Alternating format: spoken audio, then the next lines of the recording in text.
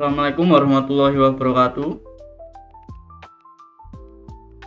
Kami dari kelompok 4 ingin mempresentasikan hasil kerja kelompok kami yang berjudul Desain Penelitian dan Proposal Penelitian. Perkenalkan nama anggota kami. Yang pertama ada Vando Ardan Safian dengan NPM 00868, kemudian ada Syahbur Satrianto dengan NPM 0069, kemudian ada Rivaldi Manudin yaitu saya sendiri dengan NPM 0076, kemudian ada Danang Rudi Setiawan dengan NPM 0077, kemudian ada Syahrul Ridho dengan NPM 0114. Ini saya akan membacakan desain penelitian. Nah, desain penelitian itu merupakan kerangka konseptual yang digunakan untuk melaksanakan penelitian sehingga mencakup rancangan dasar filosofis umum hingga penetapan langkah-langkah rinci terkait teknik pengumpulan dan analisis data. Kemudian ada tujuan penelitian. Nah, tujuan penelitian itu ada 3, yaitu studi eksplorasi, studi deskriptif, dan pengujian hipotesis. Di sini yang pertama studi eksplorasi, yaitu memahami karakteristik fenomena atau masalah yang diteliti karena belum banyaknya literatur hasil penelitian yang membahas masalah tersebut atau masalah yang sejenis. Kemudian ada studi deskriptif, yaitu penelitian terhadap fenomena atau populasi tertentu yang diperoleh peneliti dari subjek berupa individu, organisasional, industri, atau perspektif yang lain. Kemudian ada pengujian hipotesis, yaitu penelitian yang menjelaskan fenomena dalam bentuk hubungan antar variabel. Kemudian akan dibacakan oleh teman saya. Di sini saya akan menjelaskan tentang variabel dan hubungan antar variabel.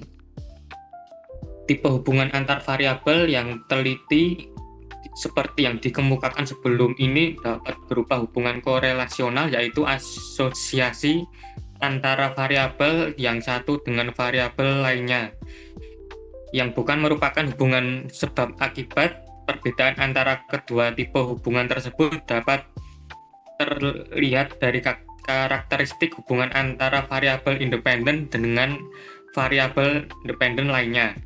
Jika variabel dependen sebut variabel Y dijelaskan atau dipengaruhi oleh variabel independen tertentu atau disebut juga variabel X, maka dapat dinyatakan bahwa variabel X menyebabkan variabel Y, yaitu hubungan antara variabel X dan variabel Y tersebut merupakan hubungan sebab atau akibat.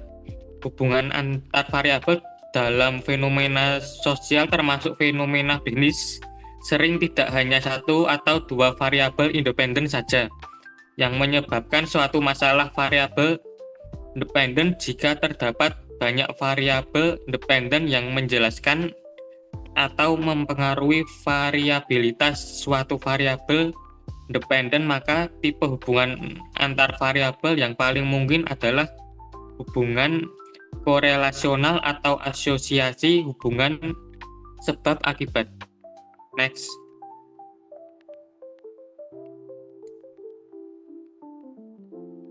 Selanjutnya, horizon waktu.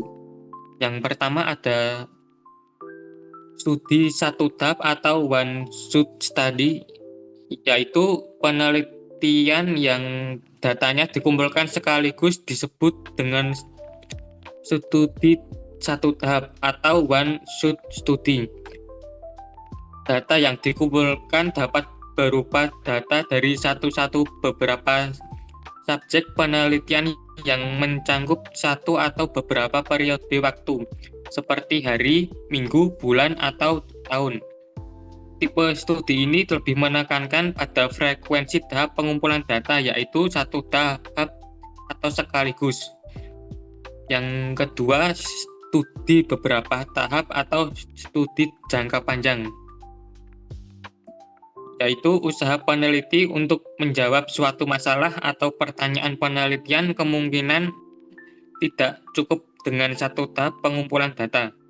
Penelitian ini untuk mengetahui pola kecenderungan, hubungan kausal komparatif, dan hubungan sebab akibat. Umumnya memerlukan lebih dari satu tahap pengumpulan data pada saat atau titik waktu yang berbeda. Studi ini umumnya memerlukan waktu yang lebih lama dan usaha lebih banyak dibandingkan dengan tipe studi satu tahap. Oleh karena itu, sering disebut dengan studi jangka panjang atau longitudinal study. Pengamatan yang dilakukan dalam studi jangka panjang relatif lebih intensif dan lebih baik dibandingkan dengan observasi pada studi satu tahap meskipun memerlukan waktu dan biaya relatif lebih mahal. Selanjutnya akan dijelaskan oleh rekan saya. Yang selanjutnya ada sampel analisis. Sampel analisis adalah bagian dari jumlah populasi yang ada untuk diteliti. Berikutnya adalah menentukan sampel analisis. Yang pertama adalah menentukan ukuran sampel, yang kedua menentukan kriteria sampel, dan yang ketiga menggunakan salah satu teknik pengambilan sampel. Next. Pengertian proposal penelitian. Proposal penelitian adalah rancangan penelitian dari seorang mahasiswa yang akan mengadakan penulisan karya ilmiah berupa skripsi, tesis maupun disertasi. Yang selanjutnya akan dilanjutkan oleh teman saya. Oke, yang selanjutnya ada fungsi proposal penelitian. Ada 4 fungsi.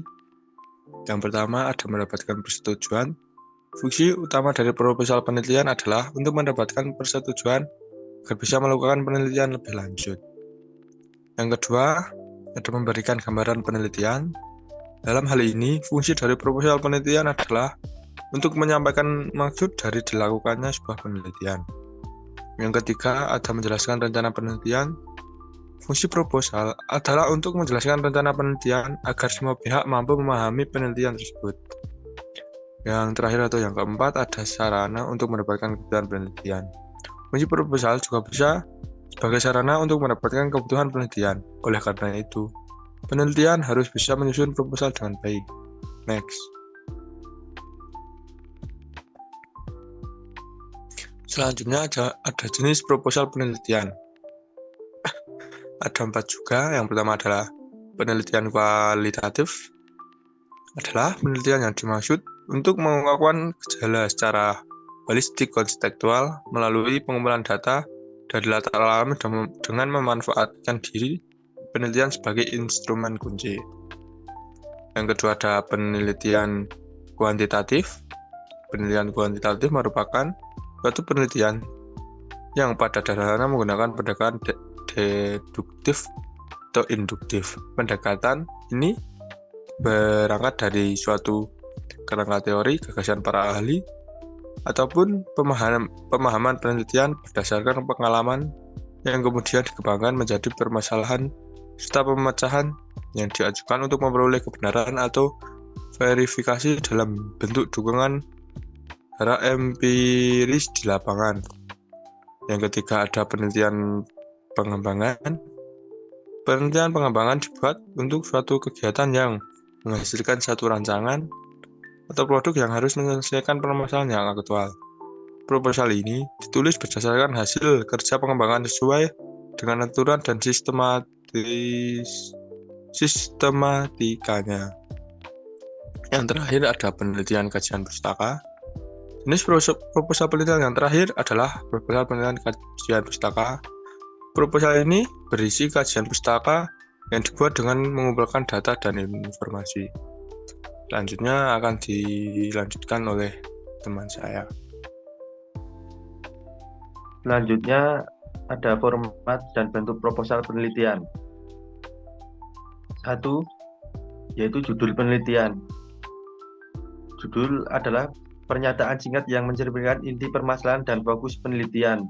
Harus jelas, spesifik, dan mencerminkan variabel yang diteliti. Yang kedua ada latar belakang masalah. Bagian ini menjelaskan alasan penting penelitian dilakukan. Di dalamnya memuat uraian tentang fenomena, data pendukung, serta kondisi aktual yang menjadi dasar penelitian. Dan yang ketiga ada rumusan masalah. Rumusan masalah adalah pertanyaan penelitian yang dirumuskan secara jelas dan spesifik. Biasanya disusun dalam bentuk kalimat tanya, berfokus pada hubungan antar variabel atau gejala yang ingin diteliti. Yang keempat ada tujuan penelitian. Tujuan menjelaskan apa yang ingin dicapai dari penelitian ini. Tujuan harus sesuai dengan rumusan masalah dan bersifat spesifik serta terukur. Yang kelima, manfaat penelitian. Menjelaskan kontribusi atau dampak dari penelitian, baik secara teoritis, pengembangan ilmu, maupun praktis solusi masalah kebijakan masyarakat. Yang keenam, hipotesis. Hipotesis adalah dugaan sementara terhadap hubungan antar variabel yang akan diuji secara ilmiah dan penelitian kuantitatif. Yang ketujuh, tinjauan pustaka merupakan kajian teori yang relevan dari sumber-sumber terdahulu yang digunakan untuk memperkuat dasar teori penelitian, juga mencakup penelitian terdahulu yang sejenis. Yang ke-8 ada metode penelitian, yaitu berisi tentang jenis pendekatan penelitian, lokasi dan waktu penelitian, populasi dan sampel, teknik pengumpulan data, dan teknik analisis data.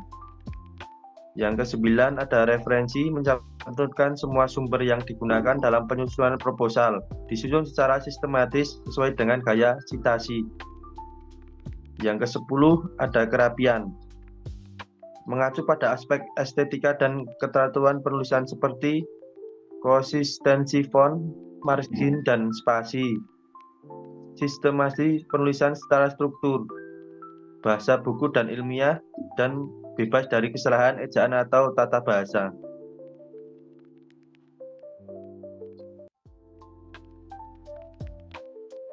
Sekian presentasi dari kelompok kami. Semoga informasi yang dapat kami berikan menjadi ilmu yang bermanfaat. Apabila ada tutur kata yang tidak berkenan di hati rekan-rekan semua, kami mohon minta maaf. Wassalamualaikum warahmatullahi wabarakatuh.